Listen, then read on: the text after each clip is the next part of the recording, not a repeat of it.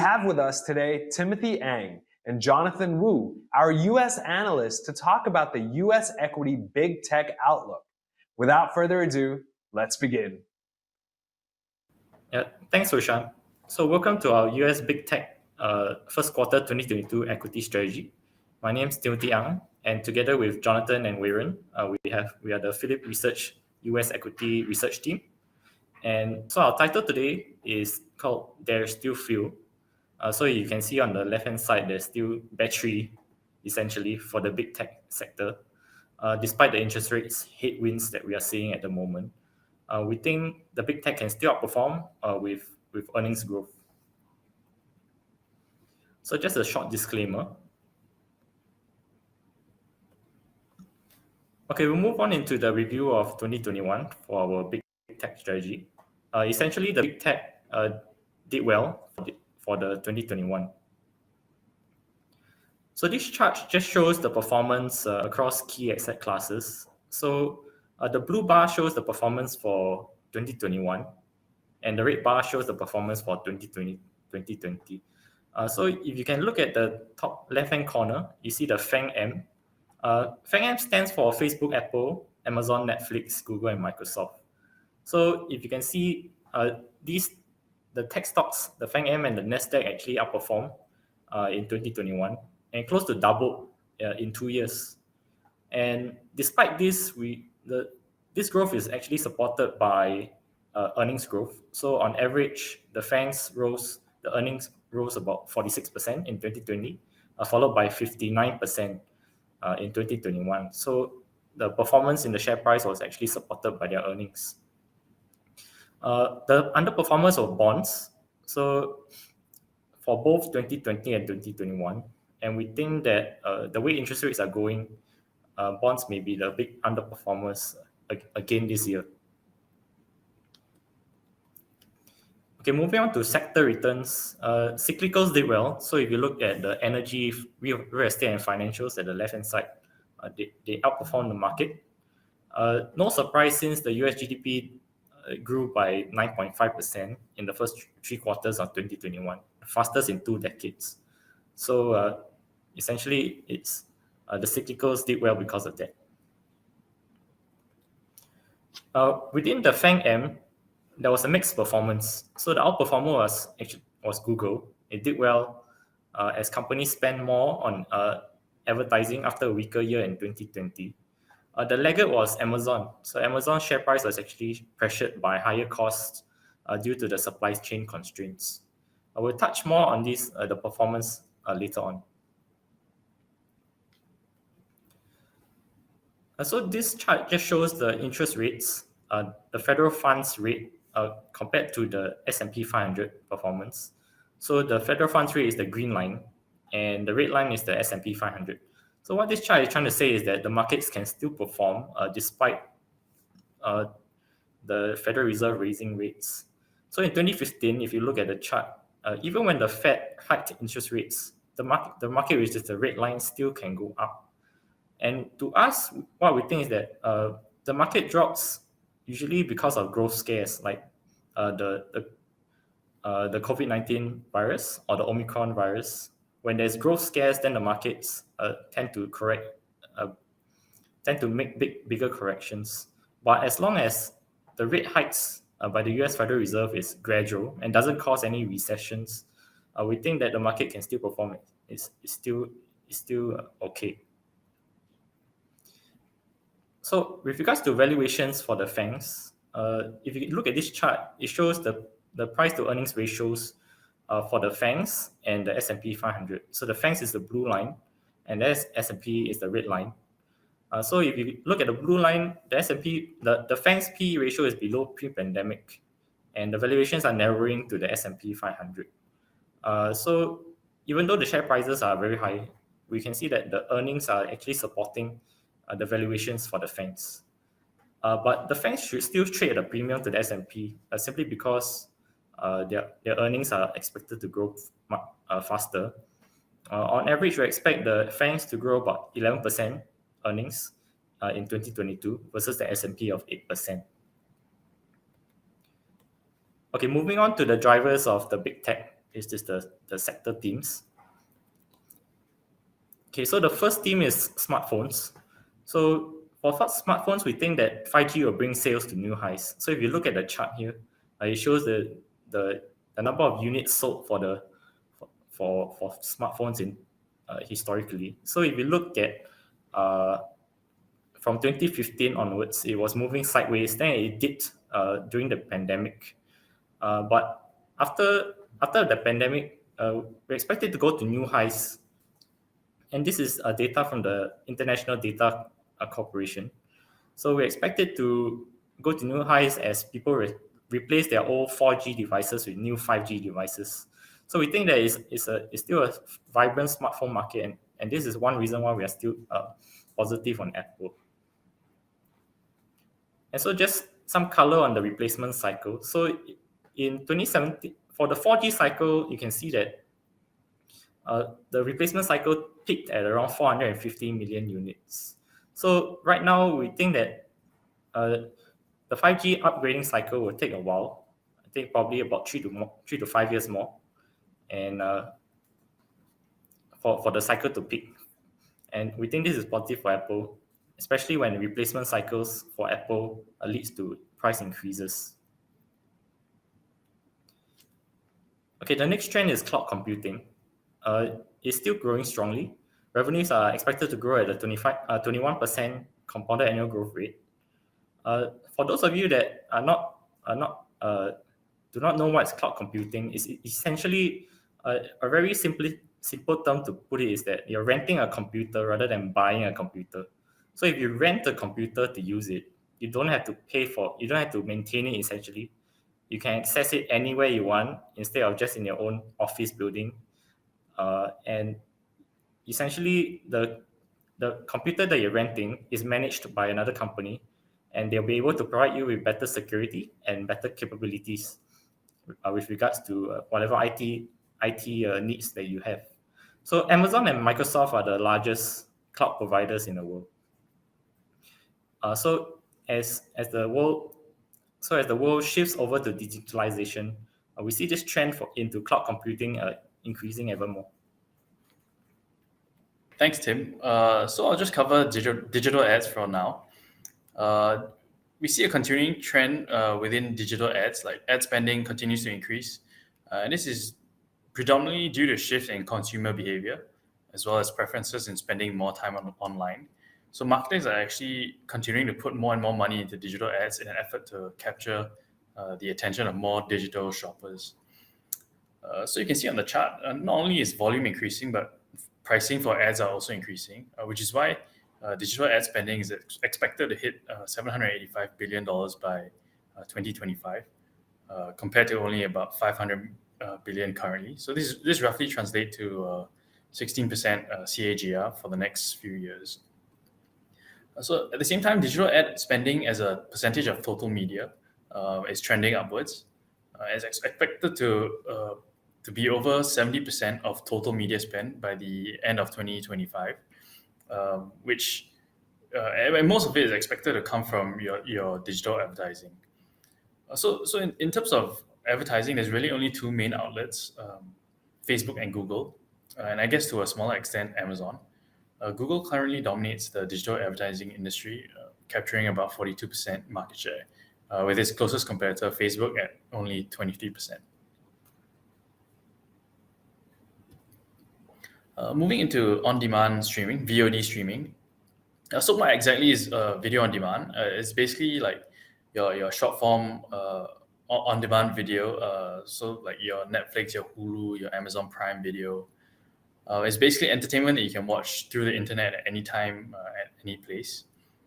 Like I mentioned earlier, the main players in this space are Netflix, Disney Plus, Hulu, Amazon Prime Video, and Google's YouTube TV as well, which is just beginning its foray into video on demand. So this chart basically shows the total revenue generated and forecasted to be generated by streaming companies. You can see like right now it's about $70 billion, and is expected to increase at 11% CAGR over the next 4 to 5 years. This increase is really due to consumer preference as more and more consumers prefer to spend their time using these services compared to traditional media. And generally, why they prefer this is because it's more flexible. There's a wider array of content for consumers to choose from. One of the reasons why the growth rate is relatively slow compared to other tech industries, it's not in your high teens or in your 20%, is because video on demand streaming actually competes with incumbents in the entertainment industry, such as cable TV or broadcast TV. So these services are actually heavily entrenched in how society traditionally consumes entertainment, and it's definitely not easy for these streaming players to kind of gain more and more market share exponentially. So right now, video on demand streaming is only about 30% of the total broadcast entertainment market, but this number is expected to grow over time due to increasing tailwinds from better technology as well as better consumer preferences. So currently in the video on demand streaming industry, Netflix dominates with about 40% market share, followed closely by Disney+. So I guess that's all for the sector themes. I'll now move on to stock picks. First stock pick is Meta, which was formerly known as Facebook. So that Meta is actually on track for another solid year in 2021, with MAP estimated to be around 3.6 billion users, which represents a 9% year-on-year growth rate, and ARPP expected to be about $33-$34, which represents a 22% year-on-year increase. So just in summary, MAP is basically like the number of users, the volume of users, and the ARPP is the revenue per user. So it's essentially what the platform earns per user. And obviously, most of the revenue that Meta generates is from digital advertising. So both of these metrics are still growing, which is very rare for a company of Facebook's size, or rather Meta's size. It's the largest social media company in the world, but it's still growing at a really good rate. Some of the latest stats show that earnings still increasing at a high 20% year-on-year rate, which basically says that the underlying businesses are still growing, still doing really well. And part of the reason why is because like I mentioned earlier, there's only 2 or 3 players in the market, so advertisers don't really have much choice in terms of who they want to use to kind of promote their services or to do any sort of digital advertising. So there's also an additional lever of growth, and this is going to come from Instagram. Instagram's monthly active users, or MAU, is actually quite a bright spot for Meta, which actually is contradicting a lot of thoughts that the emergence of other social media companies like TikTok and Snapchat would affect Instagram. Also, they recently mentioned that they hit, or rather, there was a leak that came out that mentioned that Instagram actually hit 2 billion monthly active users, which was really only 3 years after they hit 1 billion. So this growth rate that we're seeing right here is very good for Meta's additional lever of growth moving forward. Another kind of positive note is that the metaverse is starting to generate a lot of hype. There's significant news coverage surrounding the topic, and there's a long-term play that could be exciting for the future of the internet. But this is kind of a really long-term play that we believe that should take about 5 to 10 years to kind of develop. Onto some of the negatives, there's still relatively strong headwinds in terms of regulations that remain for Meta. And we see these as kind of the key risks involved. One of the latest cases that we're seeing right now is that there's actually a FTC probe over a new potential VR acquisition. So Meta was planning to acquire Supernatural, which is a VR fitness app, for $400 million US. But the FTC stepped in and decided that they wanted to just probe into the acquisition, which could delay this potential acquisition for a year or even longer. Meta also had their request to dismiss another FTC antitrust lawsuit rejected earlier this month, which was kind of a blow to them because this antitrust lawsuit was surrounding their acquisition of Instagram and WhatsApp back in 2019, I believe, or 2018. So in terms of the company's ability to navigate scrutiny from legislators, it's rather impressive. They're still able to kind of put out solid earnings and navigate all these kind of headwinds. Even the impact from Apple's iOS 14 ATT changes have already been embedded in earnings, with Meta's ARPP still kind of growing at an okay rate. So we do still have a buy call on Meta with a target price of $424. So moving into our next stock counter, which is Netflix. Title is membership growth is still the key. So basically, just in summary, Netflix's growth business model is a subscription model where the revenue growth is really tied to the number of paid memberships, which you can see on the chart on the right. On the left. Paid memberships is important, but pricing is equally important, or if not more important, to Netflix. One of Netflix's advantage is its ability to increase both memberships as well as raise prices at the same time, which really shows strong pricing power. So Netflix's revenue has actually grown at a 23% CAGR from 2016 to 2020, and it's expected to grow at a 10% CAGR moving forward. One of the really positives that we see from Netflix is that they're starting to develop widening margins, and this is largely due to the company's fixed cost structure and high degree of operating leverage. So their ARM is still expected to increase moving forward, and ARM is basically the prices. So this is expected to increase moving forward, while the content cost per membership, which is the main kind of fixed cost, or rather main cost in general, is expected to remain flat. So you can see on the chart on the right, the arrows are getting larger and larger, and it's just showing a growing margin. Some of the key highlights for 2021. Squid Games obviously exceeded expectations in every way. It brought in significant amounts of new memberships and recorded like historical viewership numbers. Netflix also raised prices in several regions around the world, whilst actually cutting prices heavily in India due to an ongoing price war with Disney+.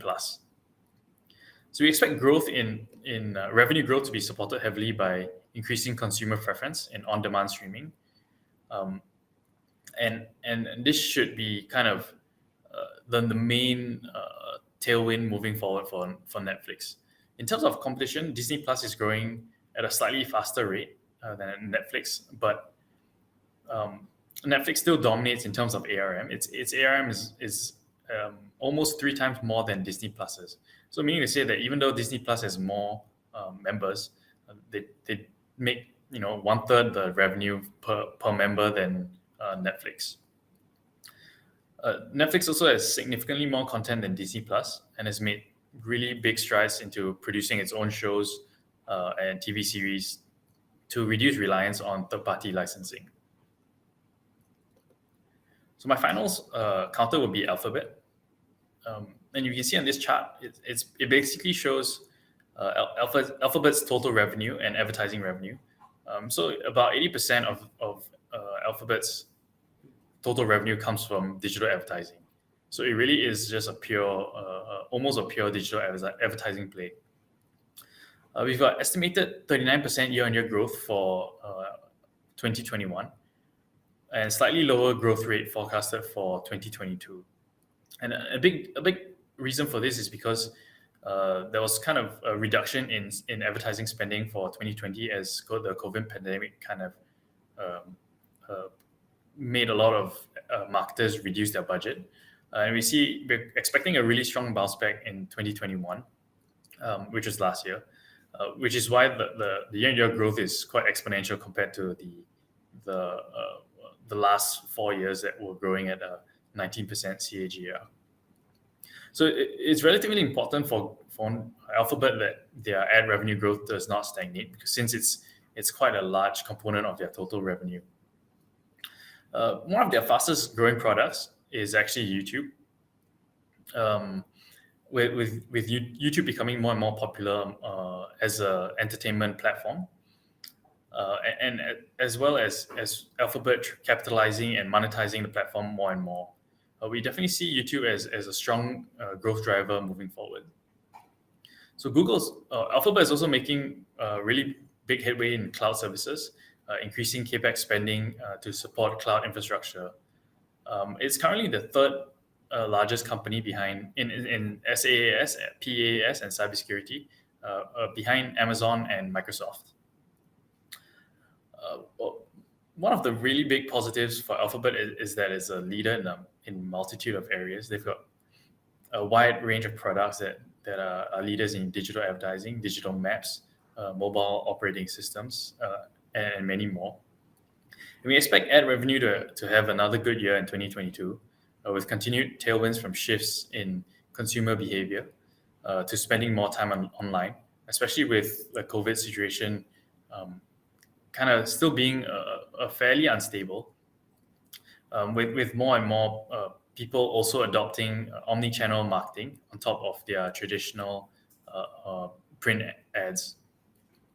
So cloud revenue should also be boosted by shifts in how companies operate. Nowadays, a lot of companies are operating under the hybrid work environment, and they're definitely going to be leveraging more on cloud technology and services to moving forward, especially with a very strong global digitalization trend continuing. So that's all for my stock fundamentals. I'll pass my time back to Timothy to continue on. Thank you. Yeah, thanks, Jonathan. On to Apple. So we think that the title is higher margins from 5G and services. So Apple's revenues is increasing, but so is its gross margins. So if you look at the bars are the revenues comprised of product and services, and the red line is the gross margins of Apple. So how Apple is achieving higher revenue is through selling more units, but also at higher selling prices. So the important thing to note also for Apple is that the services, which is the green bar, is also growing. So, and services is actually a major contributor to Apple's gross profits, contributing about 33% to Apple's gross profits, simply because the gross margins from services is double the margins from products.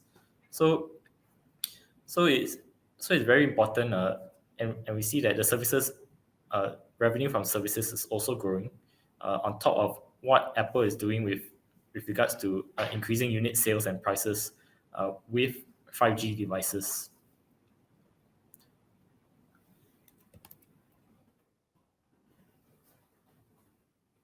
So what's positive for Apple also is that it's gaining market share. So this chart shows the market share for global smartphone, the global smartphone sales. You can see that after the pandemic happened, Apple's market share actually spiked up. And this is actually due to higher prices and higher availability of its iPhone products. So Apple is having its huge scale, is able to better handle the supply chain issue than all the other smaller smartphone manufacturers. So what we think might happen for Apple's earnings is that there might be some positive lift to earnings this quarter, simply because of how Apple is better managing the supply chain issues than other manufacturers. And with regards to short-term, the news flow, we think that Apple is also may actually gap up as we get more news about new products, such as the AR/VR headset that recently was rumored. So why is this positive for Apple is that Apple takes ownership of any product launches that it announces. So every product it launches, it tries to make it number one. So any new product that comes out, the market takes it quite positively. So in the near term, we think that Apple may actually perform positively when there's any positive news flow that happens. For Amazon, the first driver is the growth in cloud. So Amazon's cloud business is growing in line with the cloud market. So Amazon Web Services, which is Amazon's cloud business, is growing at a 30% compounded annual growth rate, in line with the IDC forecast of 31%. And what benefits Amazon in the cloud business is its scale, capabilities, and the availability, and how available it is throughout the globe. So many cloud customers choose Amazon simply because they are one of the biggest and have the most availability zones with regards to the cloud. So Amazon being the largest cloud provider in the world with 30% market share, this benefits it with regards to the growth in the cloud. The second growth driver is Amazon's ad business. So Amazon's ads business is actually growing faster than the US digital ad market growth, and we see that and we see both prices and volume in the ads increasing at the same time. We think that there's several tailwinds here for this Amazon's ad business. First of all, there's many privacy updates that cause many companies to choose Amazon with regards to advertising, simply because the data that Amazon has, being the largest e-commerce player in the US, is very useful to a lot of digital advertisers, because Amazon knows what everyone wants to buy and what everybody has bought. The second driver is that there's higher prices. So in line with the higher demand, the prices for ads has also been rising. So these two tailwinds is helping to contribute to Amazon's market share gains with regards to the US digital ad market. But in the short term, we see that there's a cost pressures having on Amazon's share price. So if you look at this chart, it shows the trucking price index in the US. So it's at a multi-year high due to the supply chain constraints. So Amazon relies a lot on trucks in order to transport all its goods. So we think that in near term there will be pressure from costs, but we think that it's more or less priced into the price already. So we think that Amazon is more of a second half 2022 story when the supply chain bottlenecks start to ease. Okay, now last stock is Microsoft. Microsoft is seeing both increases in volume and in prices for its Office products. So which is very rare for a company to increase both volume and prices. So what happened for Microsoft is that during the pandemic, the demand for hybrid workforce actually increased the need for productivity software such as Office. But as the economy reopens and goes into post-pandemic, we see that demand is driven by a lot of small and medium-sized businesses picking up again. And the second driver is cybersecurity. So we see that a lot of customers are actually upgrading to premium licenses with Microsoft simply because of last year's major cybersecurity attacks. So this is adding to both user growth and also average revenue per user for Microsoft. And we think that additional price increases that Microsoft announced this year will also continue to drive this. Okay, and the second growth driver, and actually the key growth driver of Microsoft is actually its cloud business called Azure. So it's not just Office, but Azure actually contributes about 20% to Microsoft's revenue, and is one of its fastest growing business. So Microsoft is the second largest cloud business in the world, and Azure, Microsoft's cloud business, is actually gaining market share. Simply because many customers choose Microsoft Azure because they already have existing relationships with Microsoft through the Office productivity software that they already use.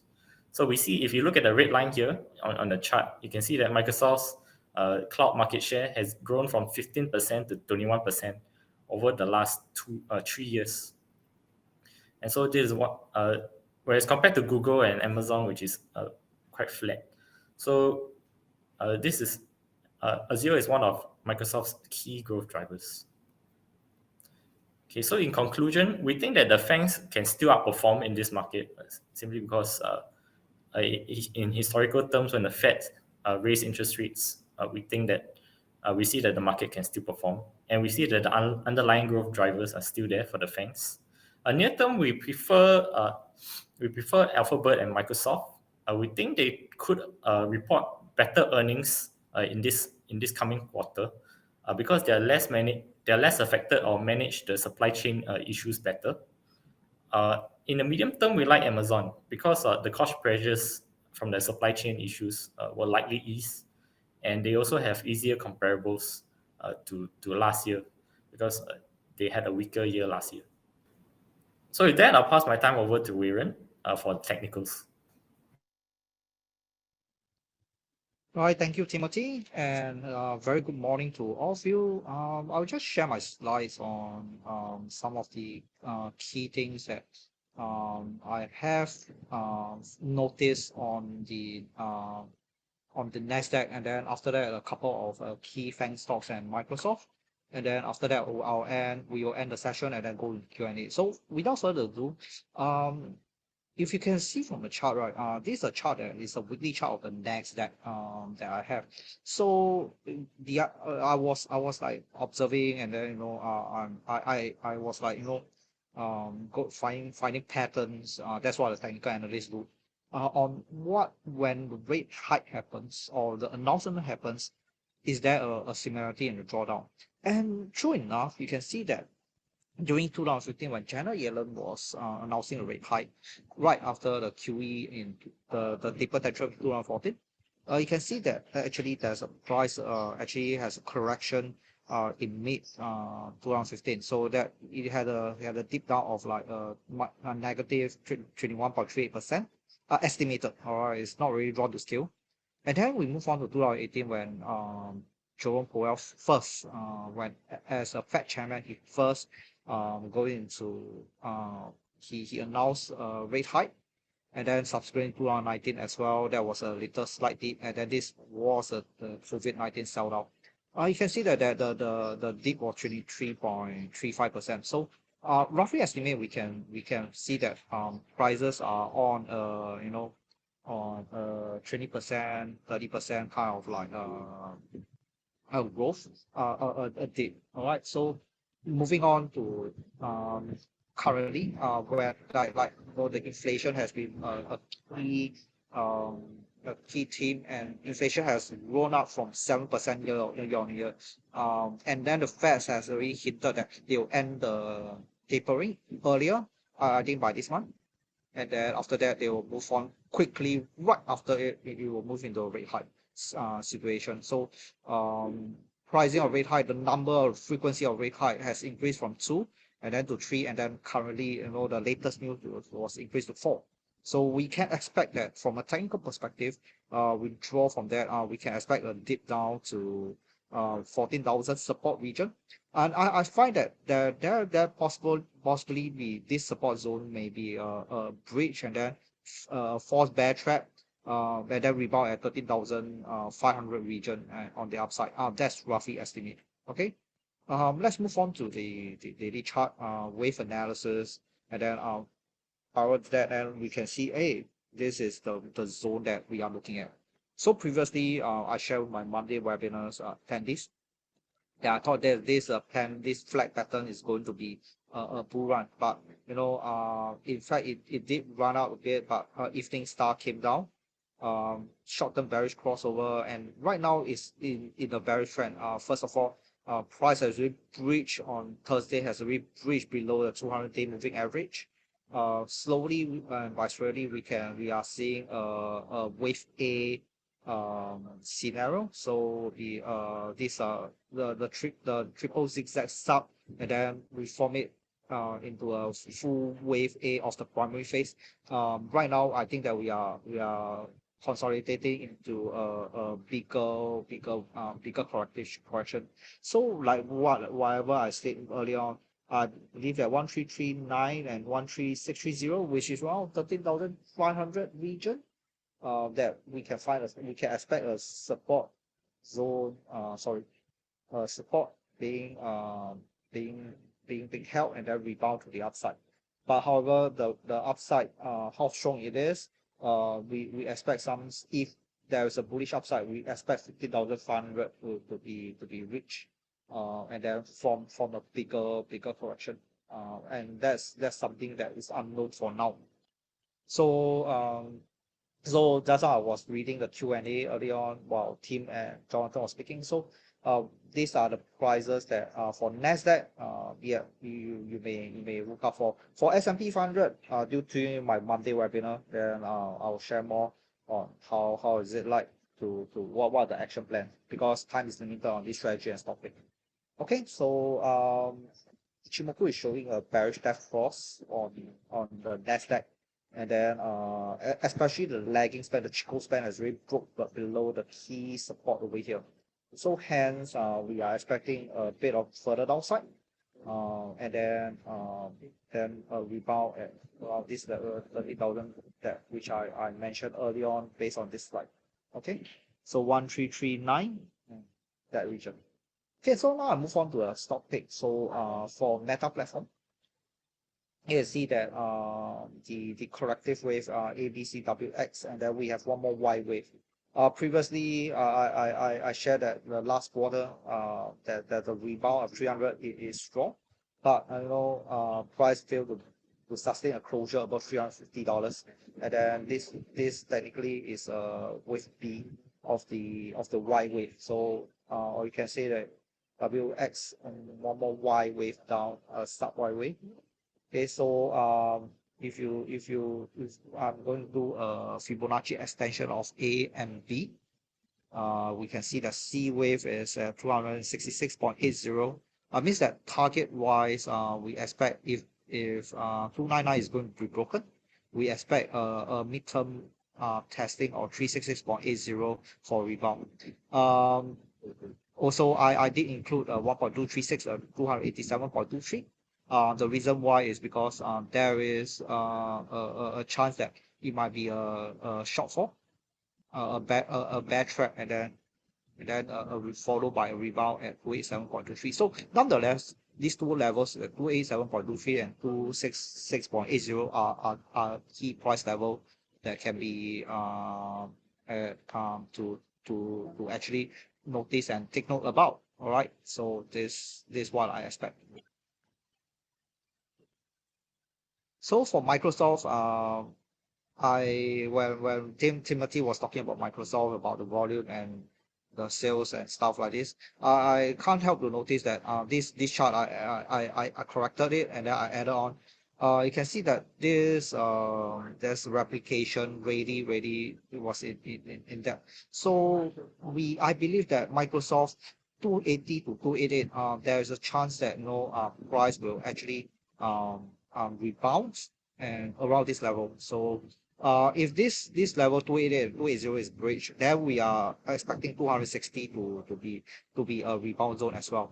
You can see that the replication and stuff like this, this is very so if you dive in up to the sub replication, you can see first wave of this is actually this, and then this down move is actually this. So it is really like showing a historical price structure is playing into the game itself. So yep, so that's my slide, and then this is my last one on Apple. So Apple double top confirm. I shared that as long as 167 was supported, we can see an upside, but I was wrong. So this kind of like a big cap bounce, and then evening star close below Tenkan-sen and Chiiju-sen. Right now, if prices go from lower, then there will be a 3 bearish death cross. We expect price to reach a minimum target at 152.04 before rebound. How strong the rebound? We are not tentatively, we are not very sure yet. If the correction rebound, the clue to look out for is 170 rejection in the long term. We expect 139 to 141 to be the next target for rebound to the upside once again. So with that, I end off my presentation. Right now we just go into Q&A. These are my team, including Timothy and Jonathan. You can see from there. All right, so thank you for your time, and any technical question, do post in the Q&A, and we'll try our best to answer in the next 15 minutes or so. Right, back to Jonathan and Timothy. To you guys, thank you.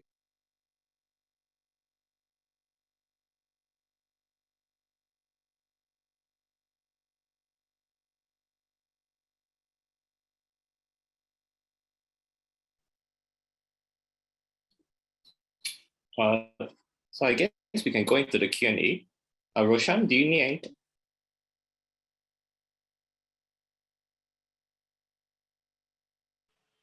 Hi, yeah, just go for it. Just like you said. Okay, sure. Hey. So I'll just take some of the questions that were directed. So there's this one question about global markets historic collapsing, stocks underway, Fed intervention can't prevent eventual plunge, by Jeremy Grantham. What's your view? Thanks. Please, thank you. So I think this quote is basically predicting a market crash simply because the Fed's raised interest rates. But we think if we look at back in the history when Feds actually raised rates, even when they raised preemptively, the market did correct, but eventually it did bounce back. So roughly about 3 months later, so it just caused the market to lag a bit. Then after that, it bounced back. So, but if we look at history, the real market crashes were really caused by economic growth declines. So when the pandemic happened, there was a growth scare. When there were recessions, then the market really did have a major crash. So we think that the economic factors play a bigger part, a major role, more than the Fed. And we think that if the Fed raises rates at a rate where it's gradual and it doesn't cause a recession, then we think that there won't be, then there'll likely not be a crash moving forward. Okay, another question with regards to the bond yields. The 10-year bond yields more than 1.8%. Do you foresee a continuation of the bond yield? If yes, is the impact on tax going to be drastic?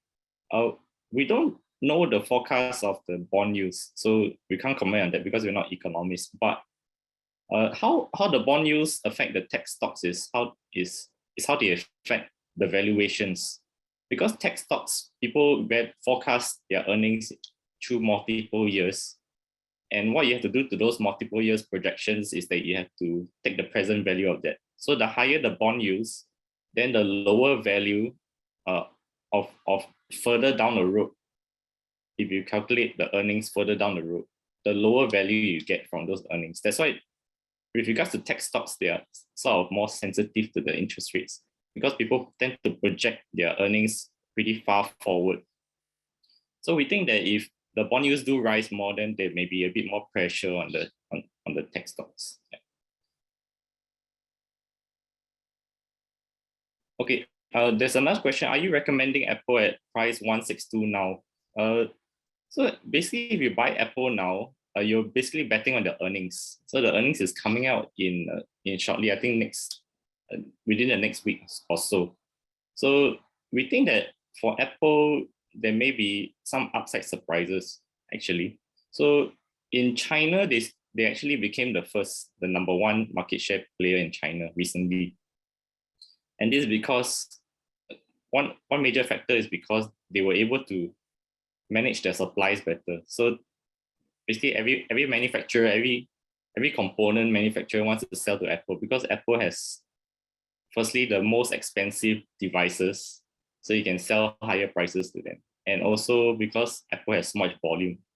So basically you really want to sell to Apple. So Apple has been managing the supply chain constraints much better.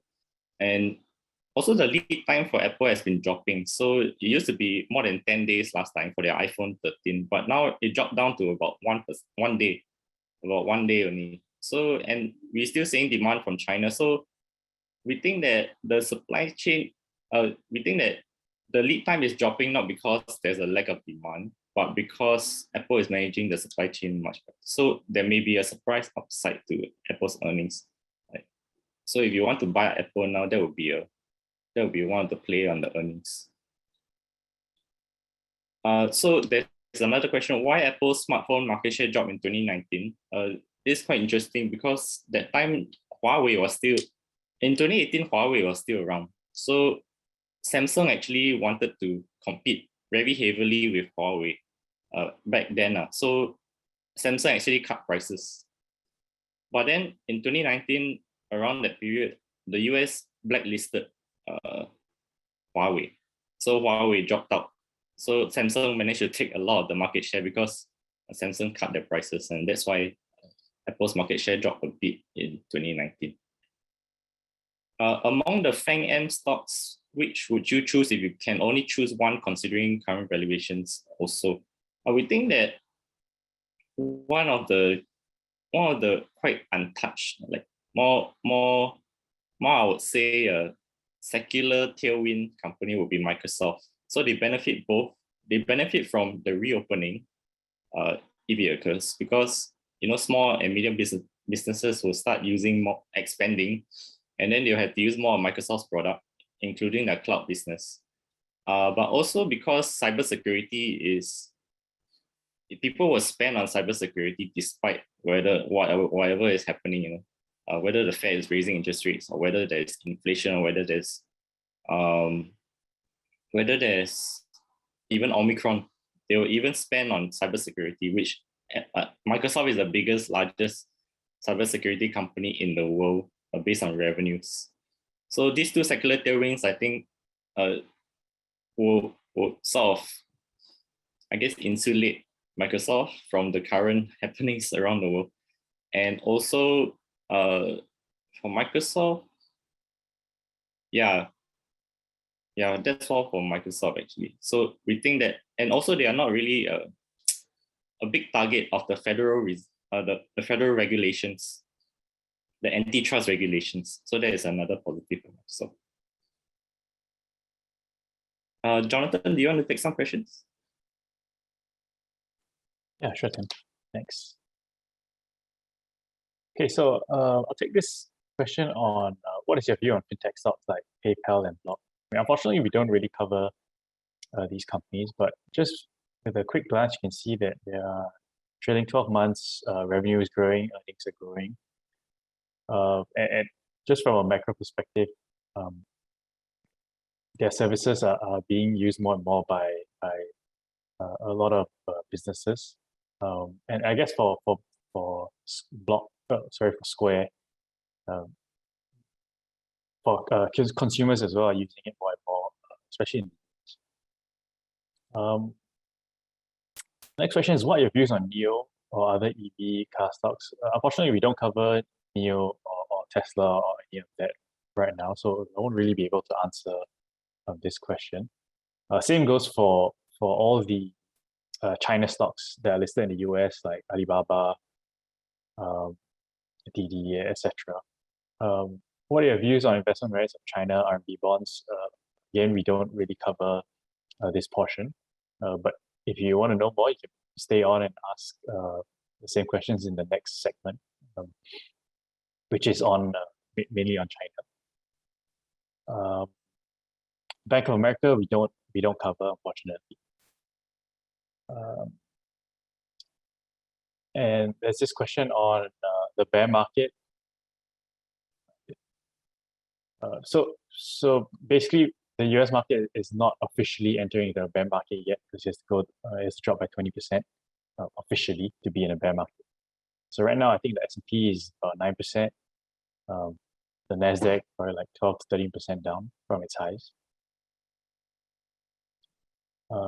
Okay, so now I'll move into questions on Netflix.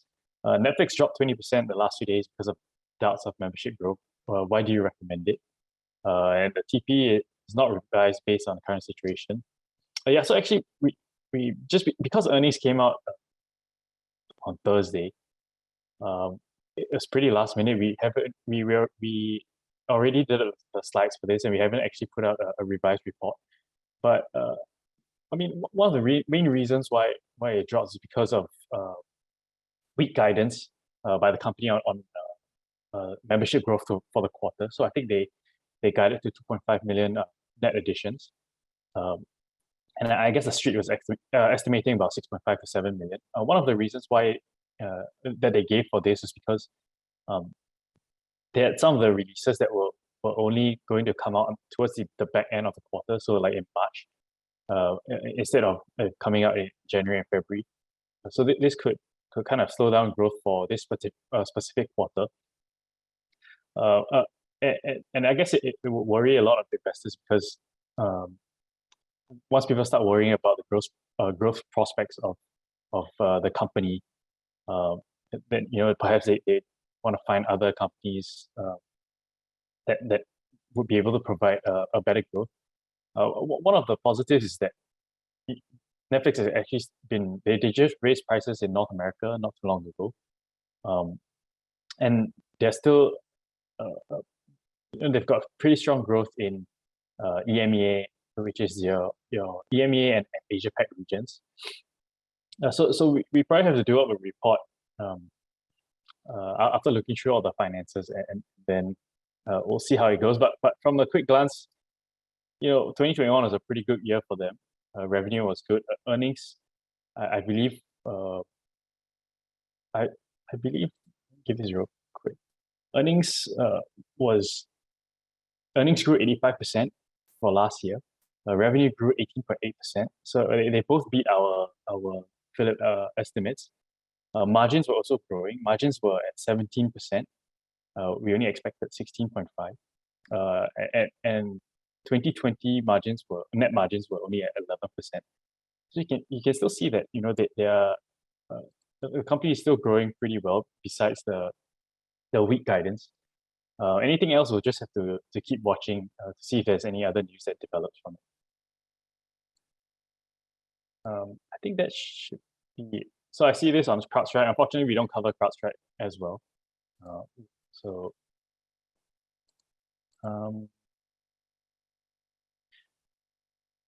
this other question, do you still stay firm with your target price on Netflix after the recent plunge? Like I mentioned earlier, we probably go and need to take a look at it before we can answer this accurately. Yeah, I think that's all for me at the moment. I'll pass my time back to Timothy. Thank you. Okay, there's a question on what will the impact be of interest rate hikes on the FANGs and other high growth stocks in the US and China. So, and this coincides with another question on valuations. So this is really how it affects valuations. So if you project cash flow into the future and interest rates rise, then it will affect the value of those cash flows moving down those years. So really, that's why it's causing so much pressure on the shares at the moment, because people have to adjust their valuations downwards. But we think that what's supporting the valuations is also the earnings. So, and moving forward, the FANG's earnings will be higher than the S&P. I mean, based on forecasts and consensus forecasts. So we think that, and you see the prices have been going up so long from the past 2 years, but that has been supported by earnings.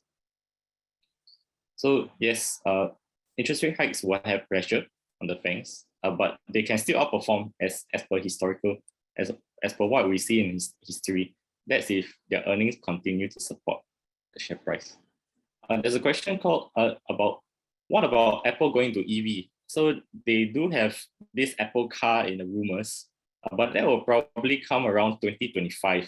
So, but the good thing about this EV thing is that, first of all, Apple will really try to make this car the number one in the market. Like for their iPhones, for their MacBooks, for their Macs, everything is number one for Apple.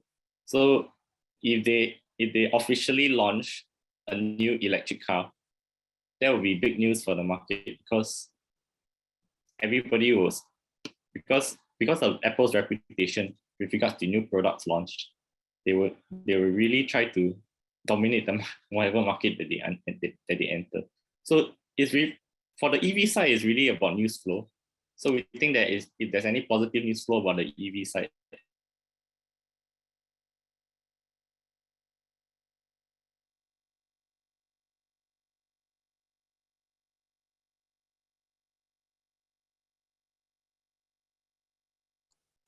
Tim, I think we lost you there.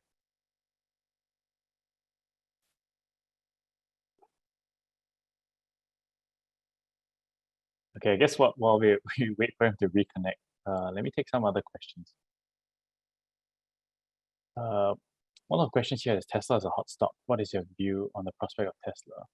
So we don't actually cover Tesla at the moment, but from what we know, they've had quite a good 2021. Delivery numbers are really good.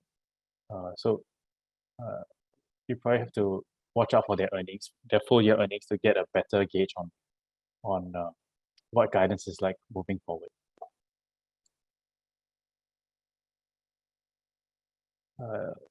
Another question here is, what are your views on the sectors in FY22? What sectors will benefit, and any recommendations for the top sectors? For sectors, we definitely like cloud computing, as well as the 5G super cycle. Those are probably going to be the sectors that will benefit the most this year. In terms of like digital advertising and video on demand streaming, they've been the main themes for the last few years already. So growth there is already kind of like, I wouldn't say stagnant, but it's pretty standard, how they're going to grow. It's not as exciting anymore. Whereas for cloud, it's still largely untapped in a lot of places around the world. And for 5G, everybody's moving to 5G technology, especially with this whole metaverse coming up. So we would see that these two sectors should benefit from the changing environment. Oh, hi Tim, are you back? Yeah, sorry, my internet was down. No worries, let me just continue on the Activision thing. So I think I was mentioning that Activision is the leader in gaming developing. Yeah, so the reason why Microsoft acquired them is for their firstly is to increase their gaming segment, which Microsoft sells Xbox and all the Xbox games. But it's also to enter into the metaverse, to position themselves into the metaverse. So that's another reason. What we think is that Microsoft bought Activision at quite a low price, simply because the valuations were lower than the 2-year average for Activision the past 2 years. Because Activision, they were marred by some controversies in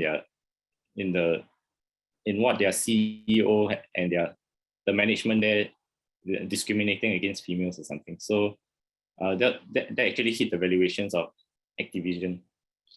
Yeah, so that's why Microsoft was able to acquire them at a lower price.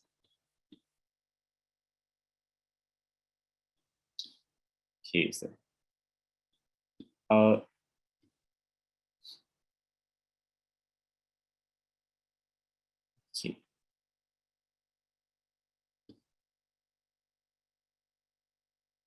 Tim, you want to take this first one on Amazon versus Shopify? Oh, okay.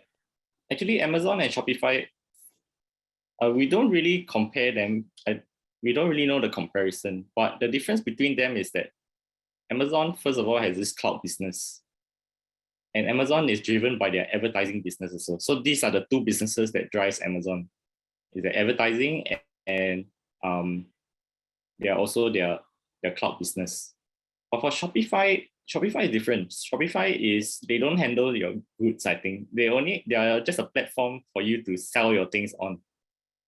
So it's all, they are both in e-commerce, but Shopify earns from the seller fees mostly, I think. So I'm not too sure about their business models. But definitely Shopify's valuation is lower.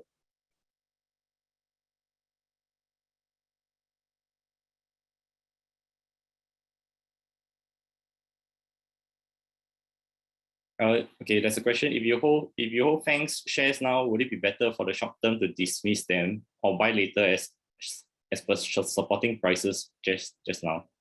Or is it better to hold it? Wei Ren, maybe can you take this one? I'm not sure about when to buy and when to sell.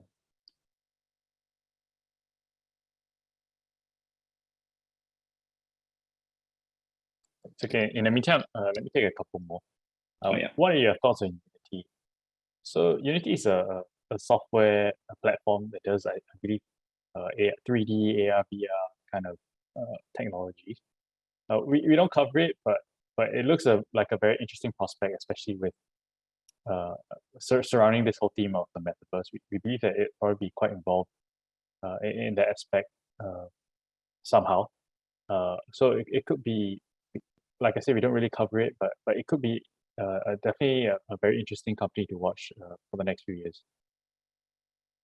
What is the best ETF to buy to track these stocks? I believe if you're talking about the FANG stocks, the best ETF would probably be the QQQ, which is the overall Nasdaq. I think the FANG AMs encompass like 30 to 40% of the whole QQQ. Let me double check that quick.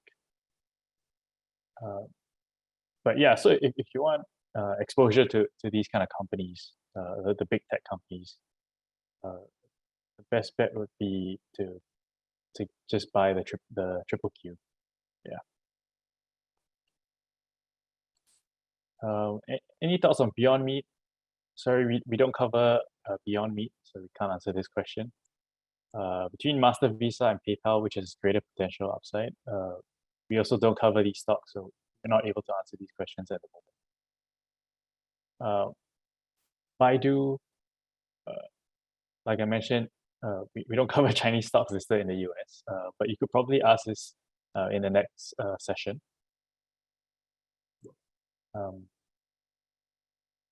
Yeah, I think I'll let Timothy answer some more questions.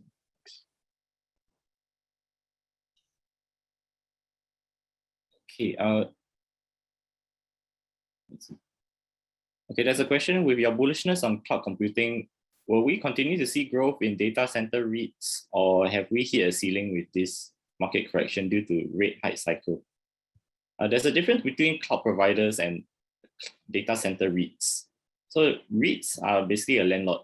So people just pay you rent, right, to rent the building, and then the cloud computing providers rent it from these REITs. So they pay a fixed fee, a rental. So the growth from data centers, the REITs, is from acquisitions, first of all, building new data centers or raising their rents. But there's really a how much they can raise the rents. There's a cap to how much they can raise the rents, right? It has to be competitive. But with regards to cloud providers, their scale is much bigger, so they can provide their services to the whole world at a much bigger scale, and they can utilize the computing power. There's much more growth, basically, with regards to their pricing and the volumes, everything with regards to cloud computing. So it's different industry. With regards to growth of data centers, you need to see, with regards to the REIT that you're looking at, whether they are expanding and whether they are increasing their rents. Cloud computing wise, their revenue growth is much more higher growth. Okay.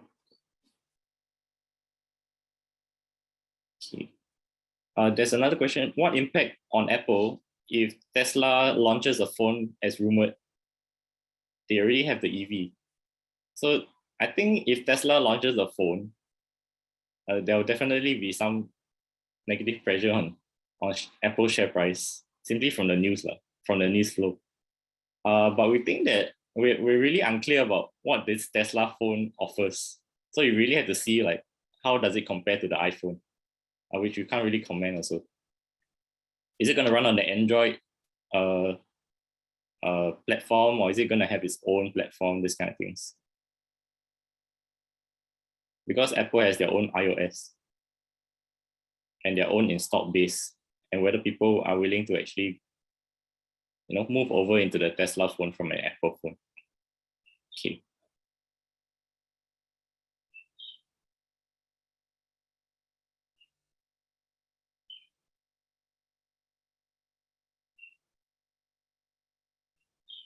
Okay, question on how would you advise small retailer in the current market? Enter now or wait for the volatility to tame down first between Amazon and Facebook? which would be more value add to invest in. Jonathan can add in on the Facebook side, but with regards to the volatility came down, I think Weiren mentioned that we were in some corrective phase at the moment. With regards to corrective phases, there will be a strategy called going in and buying in small lot sizes. So you buy the dips basically, but you don't put in everything at once. Yeah. So that will be a possible strategy for small retail investors.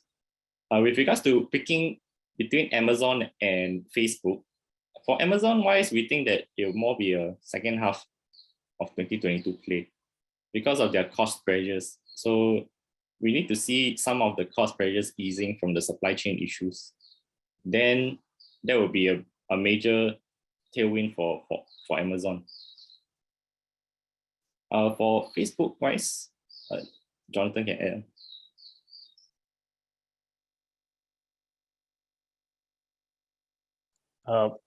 Honestly, I don't have much to add to that. It's pretty similar to what you just said. But I think with that, we probably have taken our last question for this session. Feel free to stay on for the next session on China equity and all things China. But Okay, thanks. with that, yeah,